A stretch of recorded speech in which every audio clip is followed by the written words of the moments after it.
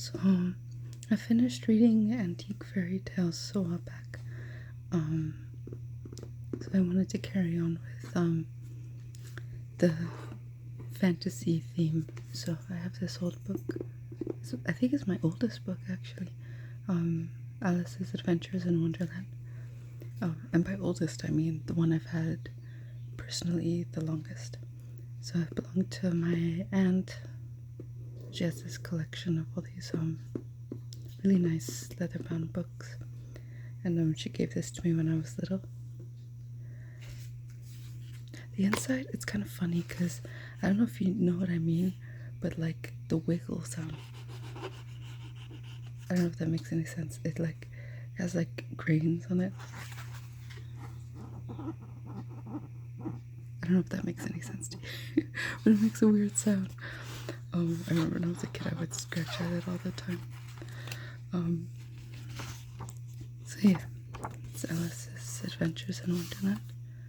There's a picture there of Lewis Carroll. So that's what it is. The Easton Press.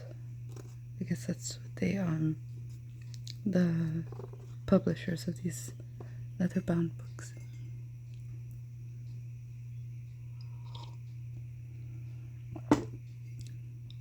So, and it has this really nice ribbon. I like how everything matches. Everything's like a brown color.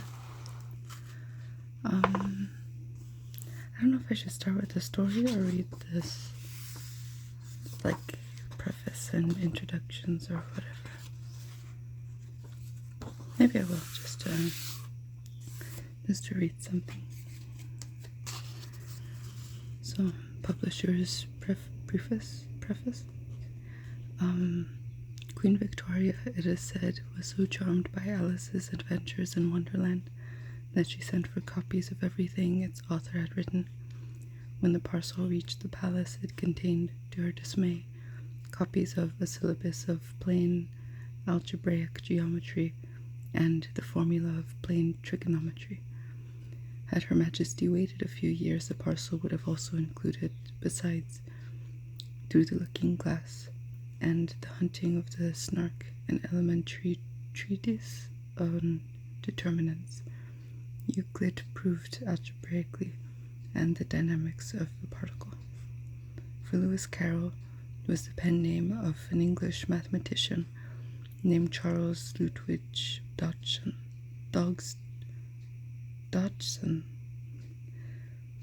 Before, I'm sorry, before 1832, Daresbury, Cheshire, the son of a vicar, he studied at Rugby and at Christ Church, Oxford, where from 1855 to 1881 he was a mathematical lecturer, a shy, stammering, and boring one, according to all accounts.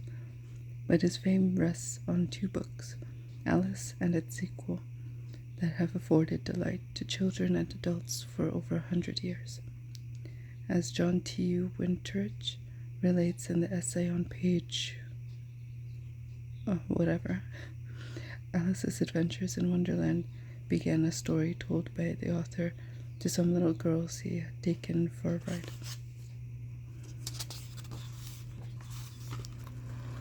On the river Cherwell in 1862. Dodgson later wrote out the tale, illustrated it, and entitled the manuscript Alice's Adventures in Underground. In 1865, he expanded the story into the book we all know. Charles Ludwig Dodgson was ordained a deacon, but never assumed ecclesiastic duties. He was one of the early photographers and demonstrated considerable talent in taking photographic portraits, and his drawings were useful to John Tenniel, who illustrated the first edition of Lewis Carroll's masterpiece. Among his other works for children were Sylvie and Bruno, and 2 books of elementary logic, and he also wrote 2 books of problems in recreational mathematics. Several volumes of his letters and diaries have been published, besides dozens of articles attempting to psychoanalyze the Alice books and their author. But virtually all commentators have concluded that however absurd Alice's adventures in Wonderland appear on the surface, what keeps the comedy alive for us today is a devastating sense lurking behind the nonsense.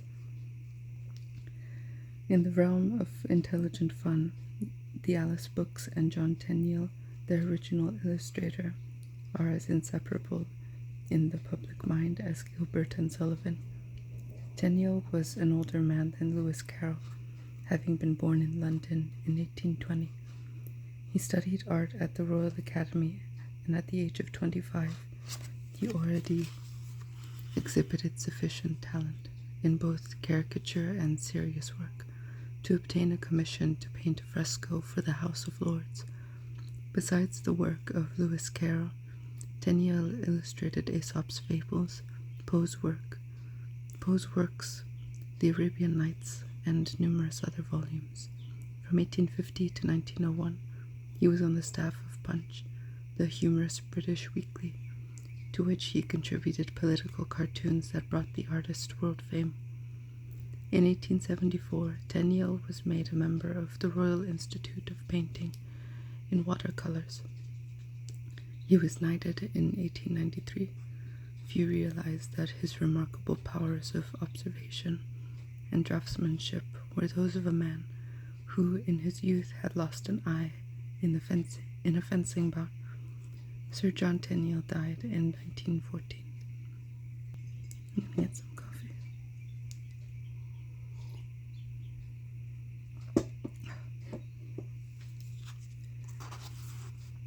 The format of this edition of Alice's Adventures in Wonderland was planned by W.A. Dwiggins of Hingham, Massachusetts. Of all American book designers, Dwiggins was the most original. His witty typography was matched by the gaiety of his drawings and decorations for such books as Balzac's Droll Stories and The Taming of the Shrew. He was also the creator of excellent modern typefaces, notably Caledonia and Electra. For the Alice books, however, he decided on a type based on designs created in 1720 by William Caslon, and he specified the brave 18-point size of Calson type, with large italic headings and oversized page numerals printed in red. For the Tenniel drawings, he also devised a border printed in red. The cream-white stock has been given a smooth finish for clear reproduction of the illustrations. The binding is in genuine leather, stamped in leaf, with a design drawn exclusively for this edition. The backbone is ridged in a classic style with molded hubs. The gilt edging, myra and leaves, and ribbon marker are further elegant touches, characteristic of this collection of the 100 greatest books ever written. The Eastern Press. And how this book came to be. There were 3 little girls in the boat, 3 little girls and a mathematical lecturer, but the 3 little girls were not studying fractions. They were listening to the fascinating chronicle of a little girl called Alice and her remarkable adventures underground. One of the little girls in the boat was herself an Alice Pleasance Little. Beside her sat her sisters Lorena and Edith Little. Their father taught Greek, an even more formidable subject than mathematics, co-joined with that of still another teacher named Scott. The name of Little is likely to enjoy as permanent a repute in Greek lexicography as those of Samuel Johnson and Noah Webster will in English. The mathematical lecturer was Charles Ludwig Dodgson. The scene was the River Cherwell, not far from Oxford. The date was July 4th, 1862. Mr. Dodgson noted it carefully in his diary. Mr. Dodgson was actually the Reverend Mr. Dodgson, but did not work at it. Liked his little stories so well that he later wrote it down, supplying some crude illustrations for it.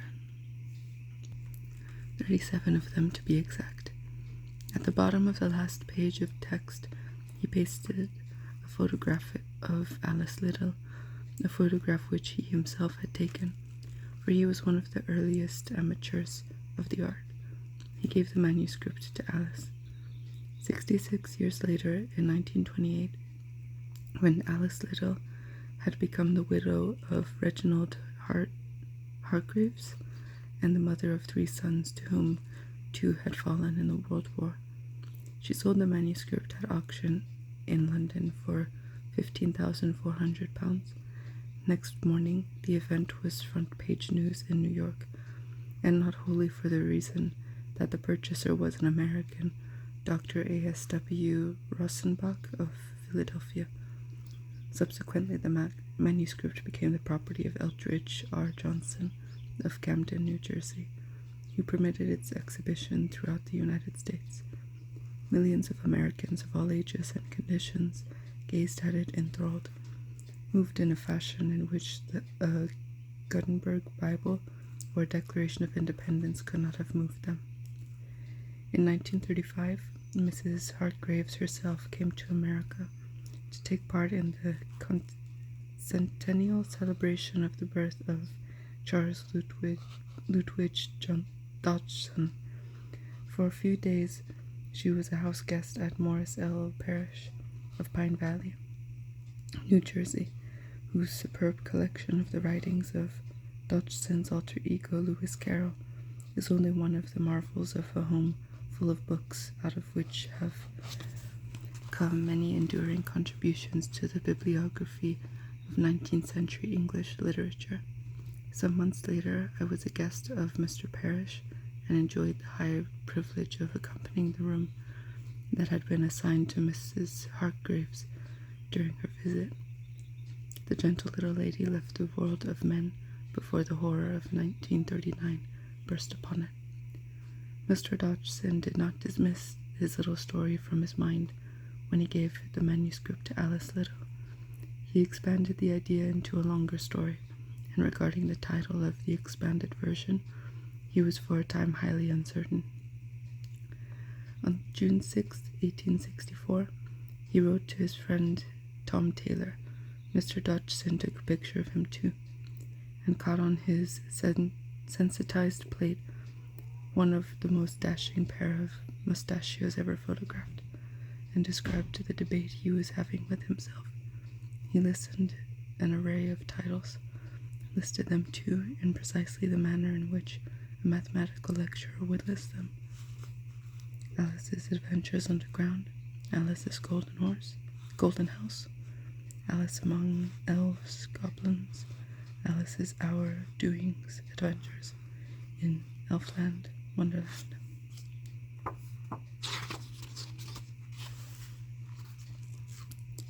Of all these, he wrote Taylor, I prefer Alice's Adventures in Wonderland. It was on Taylor's advice that the author sought out John Tenniel for his illustrator. Tenniel, Dodgson senior by 15 years, had begun his half-century affiliation with Punch in 1850. Knighthood and his great fame as a cartoonist lay ahead, but already Tenniel was well known as humorist and illustrator, and had embellished a great variety of books, sometimes singly, sometimes in collaboration with notable artists of his day, whose fame has since acquired an archaic pallor alongside Sir John's effulgent permanence. An agreement between Tenniel and Dodgson was consummated on April 5, 1864. The collaboration thus effected was one of the most significant and durable in literary history. Many hands have attempted to illustrate Alice's Adventures in Wonderland since the 1860s, and have produced in the main competent, striking, and beautiful drawings, until their work has been placed alongside Tenniel's. Tenniel illustrated Alice once and forever, just as he did through the Looking Glass 6 years later. The author was a moderately exacting taskmaster. He knew what he wanted and how he wanted it, how he wanted it done. Moreover, Tenniel had the unprofessional underground drawings to guide him. One of 42 illustrations which he made for Alice, 20 translated to brilliant effectiveness, the author's primitive conceptions as delineated in the underground manuscript, which Alice Little lent for the occasion. Whether Tenniel used a model for his Alice is a question that has not been resolved with such clarity as one might desire. The preponderance of evidence is that he did. Certainly it was not Alice Little. Most authentic claimant to the honor was little Mary Ellen Badcock, but Dodgson some years later wrote, "Mr. Tenniel is the only artist who has drawn for me who resolutely refused to use a model, and declared he no more needed one than I should need a multiplication table to work a mathematical problem." If Tenniel said that, the less artist and less logician this is not to question that he did say it, but one may well question whether he intended it to apply to everything he did. It is certain, for instance, that he used a model for the Duchess, a portrait by the Flemish painter Quentin Metzys, executed a century and a half after her death, of that unlovely Duchess of Carinthia and Tyrol, 1318-1369, who became the heroine of Leon Feuchtwanger's The Ugly Duchess. Alice's Adventures in Wonderland appeared early in July 1865, probably on the 4th, exactly 3 years after the recital on the river. The title page announced